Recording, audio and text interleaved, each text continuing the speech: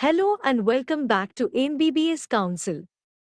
Suppose you don't have enough NEET score rank to get into your state colleges.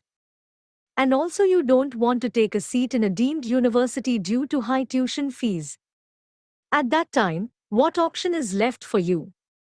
Yes, right, you can try other state colleges which have open seats. To get a list of best medical colleges including your state which has open seats, you can try the ranker menu.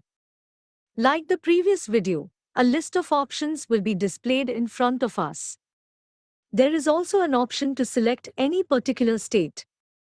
For example, let's say I'm a candidate from Kerala and I'm participating in Telangana State Counselling.